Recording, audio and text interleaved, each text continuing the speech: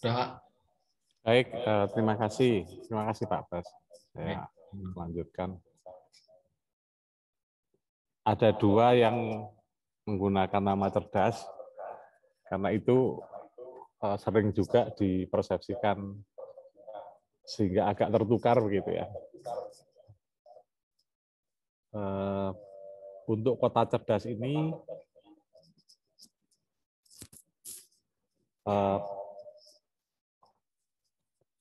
sebenarnya yang disampaikan adalah konsep. Ya, konsep mengenai pemanfaatan data untuk mengelola kota atau melayani masyarakat. Jadi inovasi kota cerdas dirancang guna melayani dan membantu berbagai kegiatan masyarakat, terutama dalam mengelola sumber daya secara efisien dan memberikan kemudahan akses informasi kepada masyarakat untuk antisipasi kejadian tak terduga. Jadi itu bisa juga arahnya ke kebencanaan misalkan. Ya, meskipun itu tidak selalu bencana ya, yang untuk pelayanan juga bisa. Dulu ini asalnya spin-off dari divisi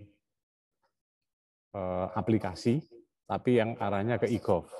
Jadi pernah menjadi divisi e-gov, ya, dari e-government. Tapi kemudian diperluas lagi menjadi smart city. Ya, di situ sampaikan bahwa smart city merupakan impian bagi semua negara di dunia. Nah, kemudian berbagai macam data dan informasi dikumpulkan dari sensor yang terpasang di setiap sudut kota, dianalisis oleh aplikasi cerdas, selanjutnya disajikan melalui kebutuhan pengguna melalui aplikasi yang dapat diakses oleh berbagai gadget. Kemudian melalui gadgetnya secara interaktif pengguna juga dapat menjadi sumber data. Jadi pengguna menjadi sumber data. Crowdsourcing ya. Mereka mengirim informasi ke pusat data untuk dikonsumsi oleh pengguna lain. Ini suara saya terdengar ya? Oke. Nah, nanti perlu dibedakan dengan jelas dengan divisi yang piranti cerdas. Ya. Nah, kalau kota cerdas itu sampai kepada konsep, tetapi diharapkan atau diminta mock-up itu sudah bisa disajikan, mock-up aplikasi. Nah, tapi tidak sampai realisasi tidak sampai implementasi di sensingnya, perangkat-perangkat sensornya itu tidak harus. Nah, yang sangat penting adalah ketuntasan idenya. Ya, bagaimana regulasinya, bagaimana infrastrukturnya itu dikonsepkan. Ya. Konsep saya kira tatarannya sudah lebih matang daripada imajinasi ya, apalagi fantasi gitu. Jadi konsep itu berarti arsitekturnya jelas, secara skematik, kemudian proses bisnisnya jelas, pihak-pihak yang terlibat jelas, bahkan bagus kalau misalkan peserta juga tim bisa menyajikan perangkat regulasinya bahwa itu sudah tersedia. Ya. Nah, kira-kira lingkupnya seperti itu yang perlu dicermati gitu ya. Jadi tidak harus sampai kepada realisasi, tapi mock up dari aplikasinya kalau bagus kalau sudah bisa didemokan juga begitu ya. Nah, kemudian untuk lombanya sama dengan yang lain, ada babak penyisian, ada babak final, kemudian babak penyisian itu berupa proposal dan video. Nah, proposalnya itu ketentuannya seperti ini, ya. Jadi modernisasi kota atau masyarakat kota begitu ya. Lingkupnya seperti tadi, ya, seperti yang tadi saya sampaikan. Kemudian umumnya proposal yang di divisi lain juga begitu, diminta PDF gitu ya. Ini sebenarnya kenapa sih kok harus PDF? Karena dengan PDF itu bisa dibuka dari gadget apapun yang agak fleksibel gitu ya. di kesempatan yang lebih banyak bagi para juri gitu. Karena tidak semua gadget itu bisa membuka file kompresi, tapi kalau PDF lebih fleksibilitasnya lebih luas ya. Nah, kemudian videonya menyampaikan rancangan aplikasi itu maksimal 5 menit. Ya, diunggah di YouTube. Nah, kemudian pada saat pendaftaran itu proposal dan untuk video YouTube-nya hanya cukup link-nya saja ya. Jadi tidak harus di-upload gitu. Videonya. Nah, kemudian batasnya 29 Juli dan nanti hasilnya akan diumumkan 12 Agustus. Catatan yang lain itu silakan yang detailnya dibuka di buku pedoman yang mutakhir. Babak final itu tanggal 4 sampai 7 Oktober, itu sebenarnya di catatan kaki tadi juga sudah ada ya, di timeline yang lebih teliti dari tanggal ini. Bahkan ada jamnya begitu. Nah, tim finalis harus daftar ulang, kemudian wajib membuat poster, ini sudah disampaikan oleh Pak Basnender tadi. Kemudian yang dilakukan adalah di babak final nanti adalah presentasi aplikasi yang diusulkan maksimal 20 menit, itu termasuk ya menyampaikan progres terbaru gitu ya. Jadi karena di penyisian itu sampai 50% gitu ya. Nah, kemudian di aplikasi di babak final itu maksimal 20 menit. Nah, presentasinya juga rekaman. Ya, jadi tidak live. Jadi nanti akan di berkas atau di pendaftaran atau registrasi kepesertaan final itu akan diminta link ya, link rekaman video presentasi.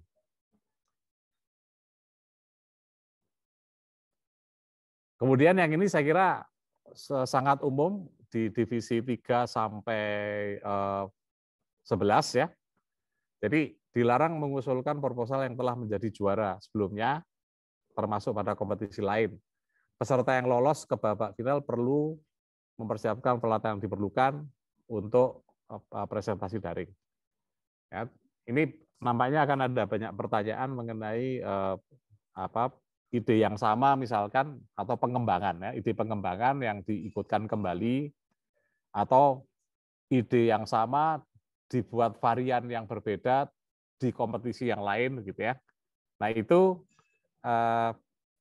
menjadi kewenangan juri pada dasarnya untuk melihat apakah perbedaannya cukup signifikan.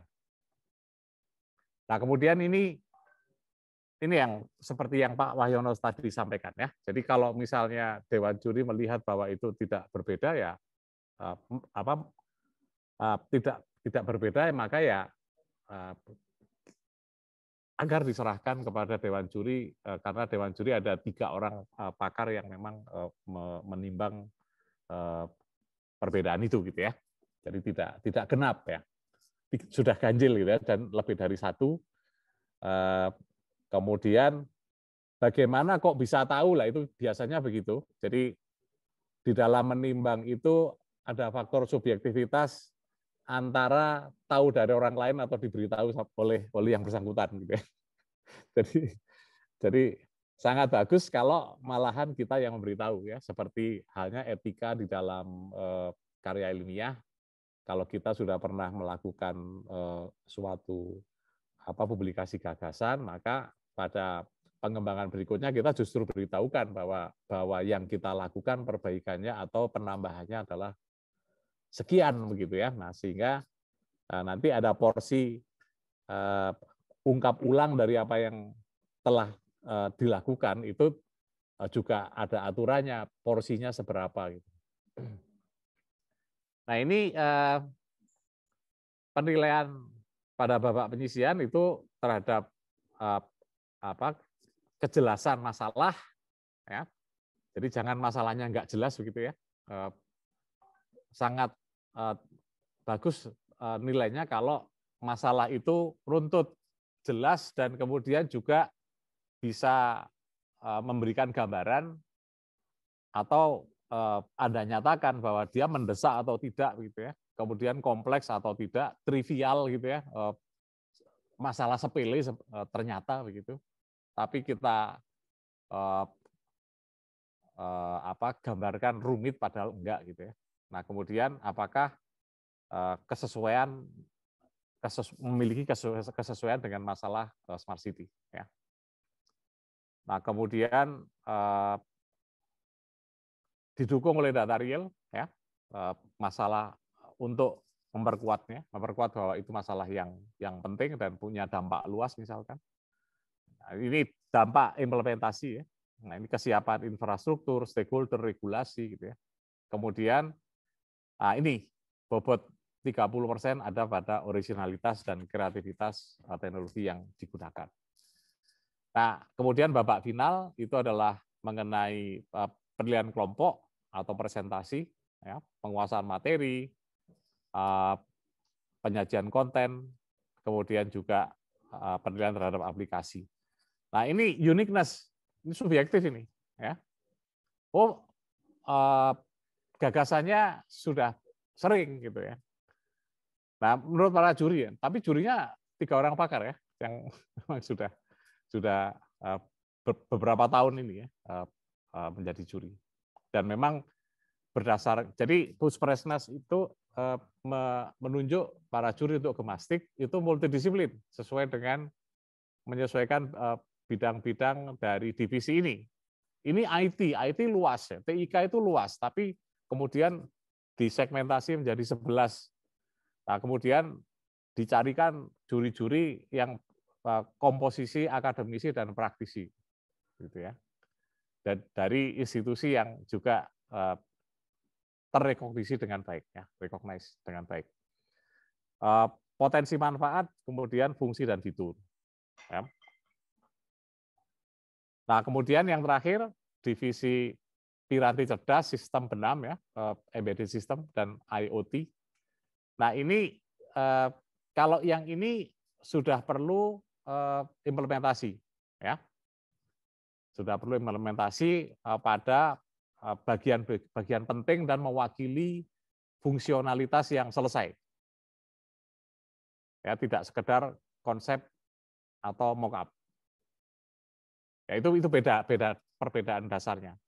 Nah, kemudian dengan 3 istilah ini, itu artinya apa? Artinya karya yang diinginkan dan bernilai tinggi itu adalah yang memiliki 3 unsur secara lengkap gitu ya. Jadi dia cerdas. Nah, kalau cerdas berarti dia menggunakan kecerdasan artifisial dengan metode yang jelas juga. Jangan hanya disebut, tapi memang dibangun gitu ya. Nah, dibangun atau diambil dari cloud. Ya, dengan rancangan yang jelas juga. Kemudian menggunakan sistem benam. Jadi ada hardware elektronik yang dibenami dengan satu algoritma tertentu. Nah, ini yang kemudian digabungkan ya untuk kenapa kok harus memerlukan kolaborasi dari unsur-unsur teknologi ini. Nah, tentu adalah karena dia memang kompleks, membutuhkan itu. Nah, untuk kemudian mendapatkan solusi dengan kualitas yang baik gitu ya. Jadi bukan sesuatu yang sebenarnya masalahnya itu mudah begitu ya. Ya, misalnya, ada ini sesuatu yang bisa aktif kalau diberikan getaran suara gitu. Kita kemudian membuat generator yang rumit, padahal diteriakin aja dia mau gitu ya. Nah, itu jadi kompleksitas itu bukan sesuatu yang dibuat-buat, tetapi memang yang secara natural atau secara rekayasa, secara engineering itu memang terjadi. Dan kemudian dia memerlukan, tentu sistem benam ini dia tidak hanya sesuatu yang memproses, bukan sesuatu yang tidak memproses apapun begitu ya, tapi dia memproses suatu data dari besaran fisik. Nah, karena itu dia ada antarmuka dan juga ada penggunaan sensor yang memerlukan atau menjadi perantara input dari keadaan lingkungan. Dan algoritma ini atau kompleksitas itu antara lain adalah bagaimana kebutuhan untuk adaptasi, adaptif terhadap lingkungan yang berubah. Gitu ya. Nah, kemudian beberapa tahun terakhir, jadi ini sebenarnya divisi yang sejak awal Gemastik sudah ada ini 2008. Tapi kemudian pada beberapa tahun terakhir itu ada IoT di situ. Jadi diharapkan ini juga sifatnya sudah bisa menyelesaikan permasalahan yang luas. Jadi pakai sensor, sensing suatu kondisi lingkungan tertentu, banyak titik, ya, tambak misalnya, atau perkebunan, atau pertanian. Nah, kalau misalkan membuat suatu model itu barangkali yang sering terjadi misalnya untuk smart farming misalnya, itu yang karya yang sangat sering sekali muncul gitu ya. Namun tidak memberikan gambaran bahwa itu smart farming yang bisa sangat luas, ya.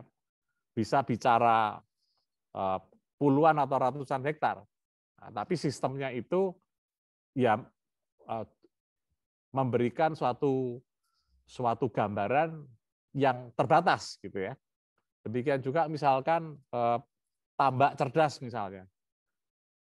Ya tidak memberikan suatu gambaran rancangan bahwa dia bisa menjamin homogenitas kadar garam ya, salinitas atau tingkat kekentalan air tertentu atau suhu tertentu yang merupakan pengendalian dari ratusan hektar tambak misalnya. Ya, tapi ya sensornya cuma satu gitu ya misalnya gitu ya. Dan seterusnya begitu.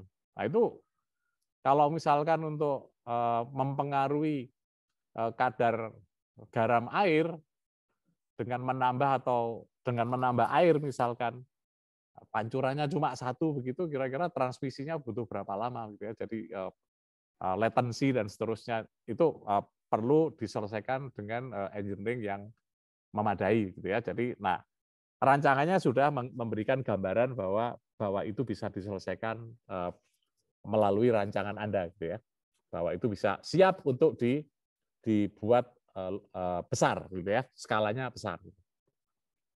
Bahwa kemudian realisasi di modelnya itu dibatasi itu wajar ya. Berapa sih dananya begitu ya? Karena kalau kita bicara puluhan ratusan hektar kan ya dana yang sangat besar gitu ya. Nah, kemudian ini babak penyisian proposal dan video, mirip seperti Kota Cerdas tadi ya. Silakan dilihat videonya maksimal berapa menit ya, hanya 3 menit kan. Nah, kemudian proposalnya seperti apa. Nah, kemudian babak final juga seperti itu ya. Jadi tidak ada presentasi live, namun presentasinya rekaman yang diunggah ya, supaya persoalan koneksi nanti tidak terjadi apa-apa ya, tidak bisa dikurangi, bisa diminimalkan gitu ya.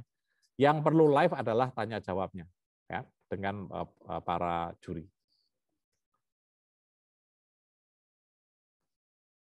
Jadi untuk final nanti tidak lagi 50%, tetapi sudah harus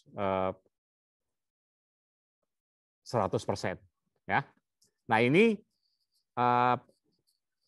setiap tim itu nanti diharapkan 25 menit selesai, 10 menit itu pemutaran video rekaman presentasi dan demo. Jadi demonya itu misalnya 2 atau 3 menit.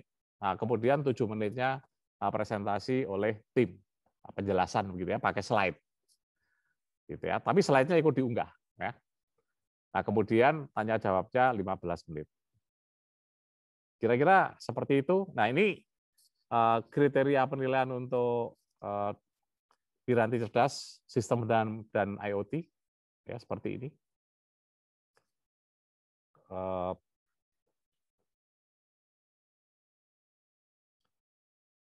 Ya, ini kreativitas yang sangat penting. Jadi tidak harus seperti laporan ilmiah ya, yang sangat sangat disiplin. Ya, yang sangat penting adalah gagasan, kreativitasnya itu jelas. Gitu. Tapi silakan Anda menunjukkan keaslian dan bahkan kalau merujuk juga menggunakan kaidah. Nah, kemudian untuk babak final itu penilaiannya sudah lebih luas ya. Jadi tidak hanya di tingkat gagasan, bahkan ini sudah kepada benar-benar membandingkan antar karya nanti ya. Ini 20 tim yang masuk ke final. Tingkat kecerdasannya seberapa gitu ya. Karena ini piranti cerdas ya, yang nilainya tinggi yang paling cerdas kan. Jadi kemudian kompleksitas, kemudian problem solving, ya, fungsionalitas, desain model, efisiensi, dan seberapa dia bisa diadopsi atau diadaptasi oleh user. Ketentuan khusus detail silakan. Ini boleh dari tugas akhir atau proyek akhir, ya. Tapi tentunya di packaging ya, jadi disesuaikan untuk keperluan lomba ini. Saya kira itu. Nah, ini mungkin yang terakhir pedoman pembuatan poster, detailnya silakan ada di lampiran buku pedoman. Ya, ini berlaku untuk semua divisi 3 sampai 11. Saya kira itu yang saya sampaikan untuk 2 divisi yang terakhir. Semestinya sudah mencakup semua divisi. Jadi saatnya saya kira monggo kalau mau ada tanya jawab, silakan. Terima kasih kepada keempat narasumber kita yang telah menjelaskan dengan lengkap tentang gemastik dan 11 cabang lomba divisi di dalamnya. Sobat Prestasi, sekarang kita masuk ke sesi question and answer. Saya akan membacakan beberapa pertanyaan yang menurut saya dapat membantu memberikan penjelasan yang lebih detail bagi Sobat Prestasi yang ingin berpartisipasi di Gemastik. Jika ada pertanyaan yang belum kami jawab, bisa ditanyakan kembali di aplikasi Telegram dengan label ataupun nama Q&A Gemastik 2021. Pertanyaan pertama,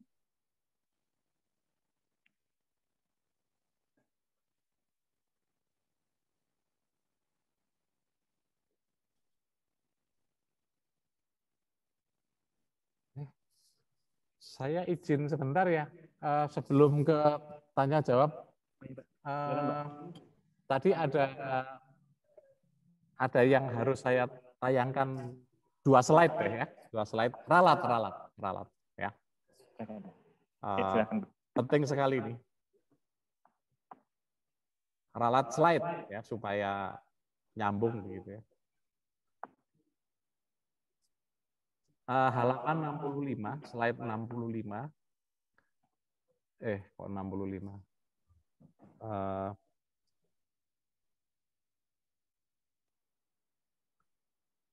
Pengembangan bisnis itu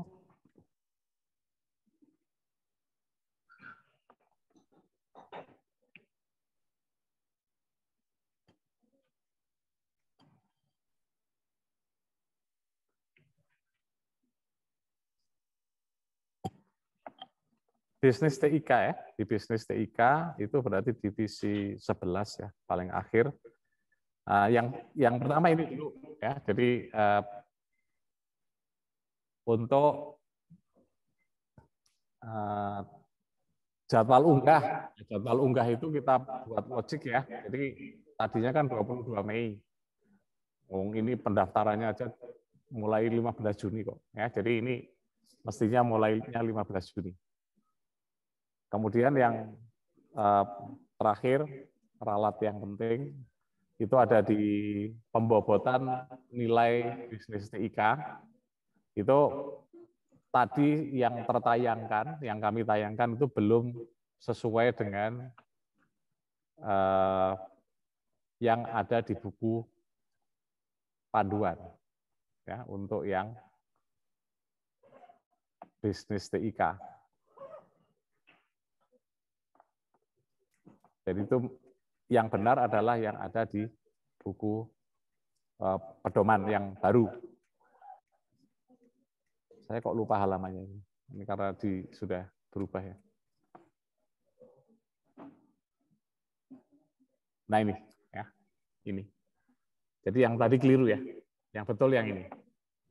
Untuk bobot penilaian babak final 17, 17, 17, 17, 10, 17, 5. Kalau tadi kan 15, 15, 15 itu kemudian 10. Ya, itu aja. Terima kasih. Oke. Pertanyaan pertama, Pak Heru, dari Arif Fakhrian. Apakah satu kelompok mengikuti beberapa kegiatan, namun dengan ide yang berbeda, diperbolehkan? Satu kelompok memiliki judul atau yang berbeda memiliki gitu ya? Satu ide, tapi dengan satu ide itu ikut di semua cabang.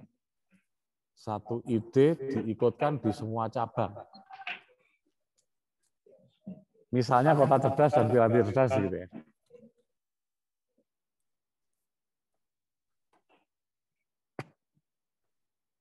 Oh ya kepikir gitu ya.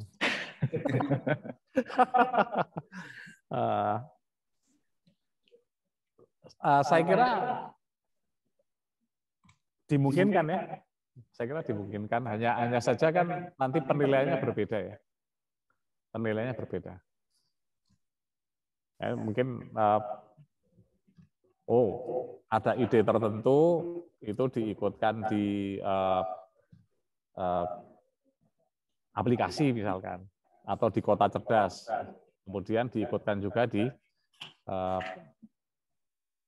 piramida cerdas. Nah, jawaban lanjutannya begini, kalau ternyata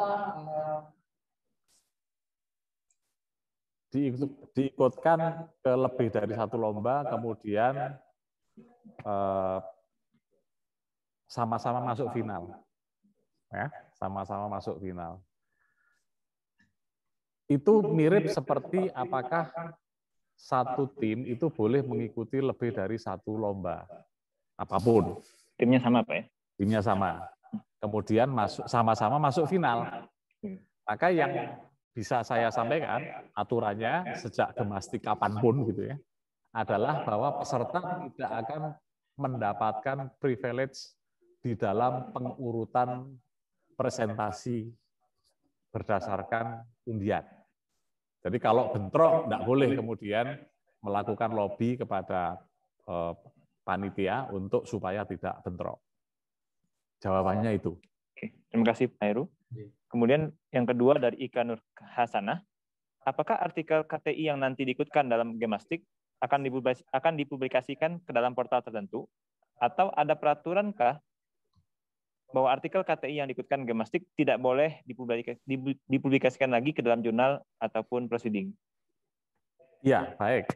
Jadi sampai sekarang masih berupa rencana dan belum terimplementasikan. Nantinya yang akan dibuka oleh yang kami sarankan kepada Puspresnas dari Dewan Juri itu adalah informasi metafile-nya. Jadi tidak full text. Jadi mirip seperti kalau kita buka di Google Scholar atau di Scopus begitu ya. Jadi judul, kemudian pengarang, kemudian abstrak.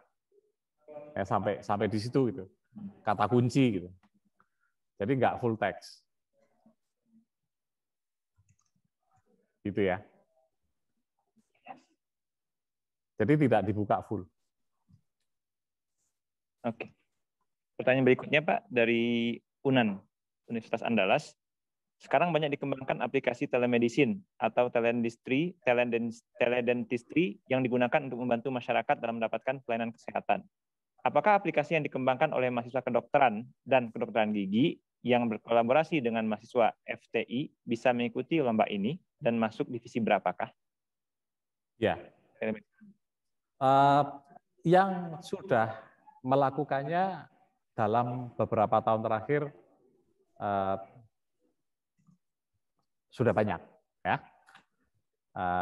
Kalau sampai tingkatan mock up sampai di aplikasinya saja itu ada di boleh di kota cerdas kalau memang itu ya kalau ada teknologinya berarti kan untuk orang banyak ya. Nah itu.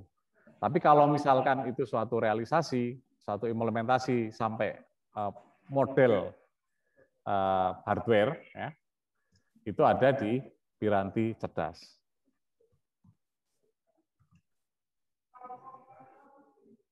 Kira-kira seperti itu. Oke. Pertanyaan berikutnya, Pak, dari Handi Sutrian. Apakah kompetisi ini bisa diikuti oleh perguruan tinggi kedinasan? Baik, nah yang tadi mungkin ada tambahan yang kolaborasi tadi ya, jadi fakultas kedokteran dan fakultas teknik misalkan, atau informatika.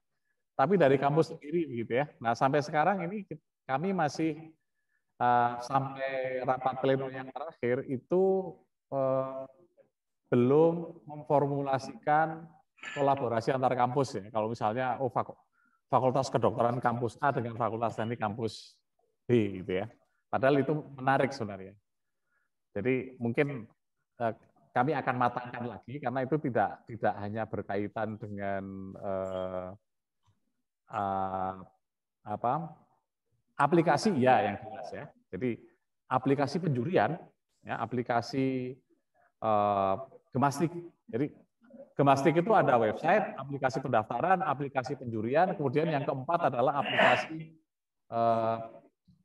aplikasi pasca lomba, ya mulai dari rapat, kemudian ada berita acara, SK sampai kepada e-sertifikat.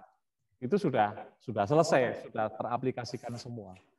Nah, sementara kalau untuk kolaborasi itu nanti memang memerlukan modifikasi dari aplikasi gemastik, namun lebih penting lagi adalah keputusan prinsip mengenai kebijakannya, gitu ya. Misalnya dalam rangka Merdeka Belajar, semuanya sepertinya mendukung kalau ini bisa terjadi ya kolaborasi antar kampus tadi, antar disiplin ilmu gitu. Nah, namun juga perlu landasan kebijakan yang tuntas nanti, ya. Termasuk yang sederhana nih, kalau misalkan dapat emas, cara ngitung emasnya untuk juara umum seperti apa? Boleh nggak dihitung double? Ya, kampus A dan kampus B tadi. Kalau boleh selesai. Gitu. Hitungan itu kita sendiri yang bikin kok. Ya. Nah itu beres. Ya. Tapi kalau misalkan yang seperti itu tidak bisa diselesaikan, ya kita sulit untuk maju ke langkah berikutnya. Kemudian pertanyaan yang barusan apa? Apakah perguruan tinggi kedinasan, kedinasan. Nah, jadi tadi di persyaratan umum itu perguruan tingginya harus terdaftar di PD Dikti dan di bawah lingkup naungan Kemendikbudristek. Nah, sehingga PTA dan PTK itu tidak dimungkinkan untuk mengikuti. Betul ya, Pak Harsana ya? Ya, itu jawabannya seperti itu. Namun, alhamdulillah tidak ada masalah kalau ada yang dari adik-adik vokasi mengikuti. Pokoknya yang ada di lingkungan di lingkup Kemendikbud. Tidak masalah Kemendikbudristek. Ya, tidak ada masalah apakah di bawah Dijen Dikti atau Dijen Diksi itu tidak masalah. Ya. Tapi tidak di luar kementerian. Ya, untuk yang kedinasan itu di kementerian lain maknanya. Ya, demikian juga yang PTA, ya, Perguruan Tinggi Agama itu ada di Kementerian Agama. Itu kebijakan yang kami terima dan dalam hal ini kami hanya menyampaikan. Ya. Pertanyaan berikutnya, Pak, jika tim lolos ke babak final, namun salah satu anggota tidak dapat menghadiri presentasi luring, apakah hal ini dibolehkan? Ada yang tidak bisa mengikuti final. Masih misalnya satu orang dari 3, ya. Tidak ada masalah. Ya. Dengan 2 orang, yang penting presentasinya jalan. Oke. Pertanyaan berikutnya dari Hari Anugrah. untuk aturan belum pernah memenangkan kompetisi lain. Jika di tingkat prodi atau fakultas atau universitas melakukan kompetisi internal untuk mencari perwakilan gemastik, apakah pemenang dari kompetisi internal ini terkena masalah dengan aturan tadi? Enggak. Enggak, Pak, ya? Enggak. Yang internal tidak dihitung. Ya. Internal itu sama dengan latihan gitu ya. Jadi sebelum kita bertanding di tingkat nasional itu di internal dulu ya. Itu bagian dari pembinaan kampus. Ya, sangat dihargai sekali justru gitu ya. Silakan. Kami mengundang Bapak Ibu, Sobat Prestasi untuk mengajukan pertanyaan, bisa raise hand. Ada satu nih. Gemastik 2021. Mungkin bisa di unmute. Oh, panas ya. Ya, silakan Sobat Prestasi kalau ada pertanyaan bisa raise hand atau Q&A lagi.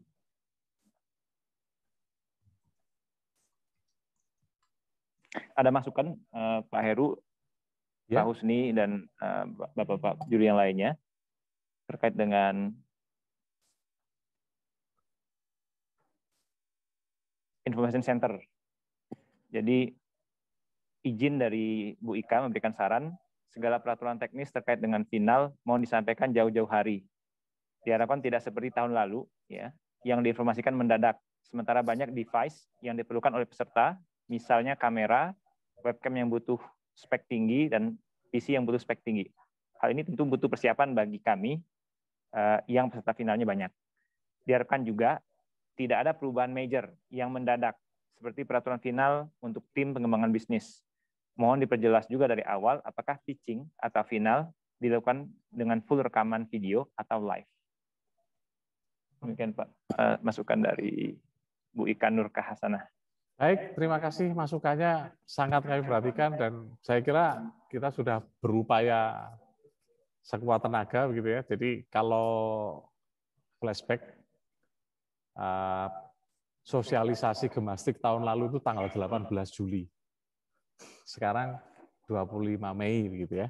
Mudah-mudahan itu suatu upaya yang sangat baik dari Puspresnas, termasuk jarak antara pengumuman babak final dengan pelaksanaan babak final itu juga cukup jauh.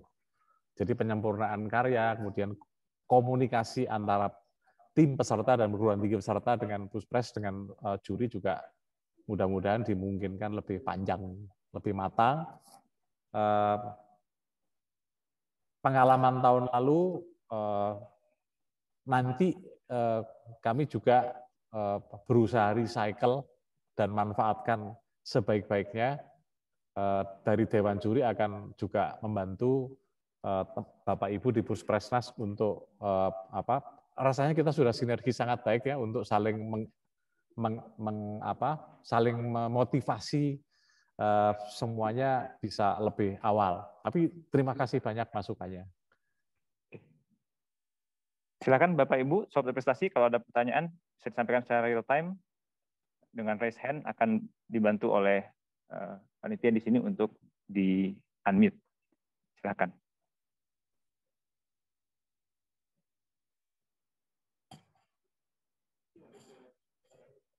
Ya, Pak Wirmanto Sutedi, mohon di unmute.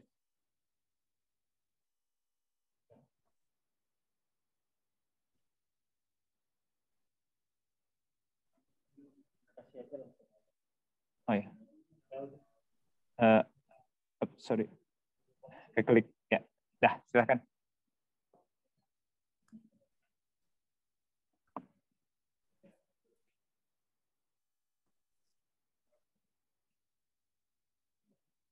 Sudah di-unmute Pak Wirmantonya?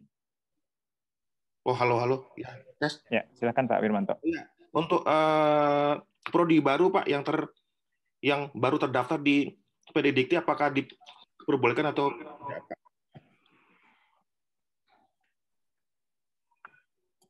Ya, yang penting mahasiswanya sudah terdaftar, Pak. Oh. Jadi jangan mahasiswanya belum terdaftar ya, Pak. Oh, jadi sudah ada mahasiswanya, ya? Enggak apa-apa, enggak masalah. Oh, baik Pak. Ya, Begitu. tidak masalah. Maksudnya baru mahasiswa tahun pertama atau tahun kedua gitu. Iya, betul Pak. Tidak masalah, Pak. Tidak masalah. Jadi yang penting mahasiswa, Pak. Mahasiswa. Sudah ada di PD Dikti. Baik, terima kasih Pak. Sama-sama. Terima kasih Pak Wirmanto. Silakan. Bapak Ibu Sobat Prestasi, jika ada pertanyaan bisa raise hand, diajukan secara live.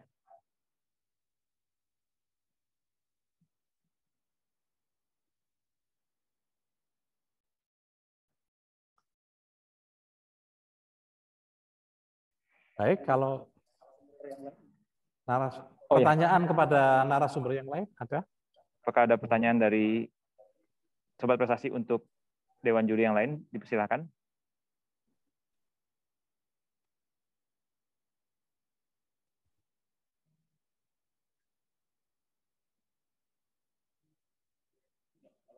Oke.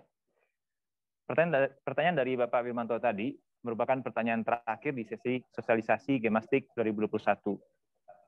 Saya mengucapkan terima kasih kepada Sobat Prestasi jika ada kesalahan saya dalam memodernisasi sesi sosialisasi ini. Semoga apa saja yang disampaikan oleh narasumber menginspirasi Sobat Prestasi untuk berprestasi dengan lebih maksimal di Gemastik 2021. Jika ada sumur di ladang, bolehlah kita menumpang mandi. Jika ada sosialisasi di masa depan, bolehlah kita bertemu lagi. Burung Irian, burung cendrawasih. Sekian, terima kasih. Acara saya kembalikan kepada MC kita, Mbak Dina.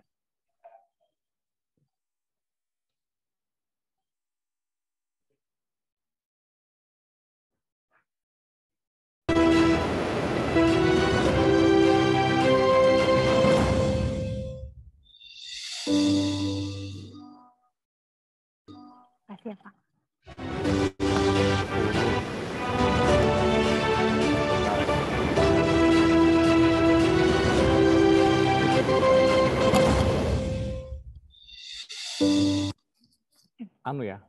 Materi ya. Ya, kami ucapkan terima kasih kepada Bapak Kemas Rahmat Soleh Wiharja dari Universitas Telkom sebagai moderator yang memandu panel narasumber hari ini. Kami ucapkan terima kasih dan apresiasi setinggi-tingginya kepada para narasumber yang luar biasa, yaitu Bapak-Bapak Juri Gemastik atas pemaparan materi mengenai teknis pelaksanaan pagelaran Mahasiswa Nasional Bidang TIK Gemastik, serta diskusi tanya jawabnya. Banyak Sobat Prestasi yang antusias bertanya, dan kepada Sobat Prestasi, kami ucapkan selamat berkompetisi, kami menunggu prestasi terbaik anak bangsa. Bagi Sobat Prestasi yang ketinggalan mengikuti sosialisasi Gemastik ini, rekaman sosialisasi dapat dilihat kembali di kanal YouTube Pusat Prestasi Nasional. Silahkan di-subscribe. Untuk informasi lebih detail mengenai panduan dan pendaftaran, dapat diakses di website pusatprestasi-nasional.kemdikbud.go.id. Dan juga kami aktif update informasi terkini mengenai kompetisi di Pusat Prestasi Nasional pada sosial media kami, yaitu di Instagram, Facebook, dan TikTok, yaitu di @puspresnas. Silakan di-follow. Baik, demikian rangkaian acara sosialisasi Gemastik 2021 pada hari ini telah selesai dilaksanakan. Sekian dari kami dan mohon maaf apabila ada kekurangan dalam pelaksanaan sosialisasi ini. Sampai bertemu di Gemastik 2021. Semangat Gemastik 2021, serentak bergerak mewujudkan Merdeka Belajar dan Kampus Merdeka Indonesia Jaya. Wabillahi taufiq wal hidayah. Wassalamualaikum warahmatullahi wabarakatuh. Waalaikumsalam.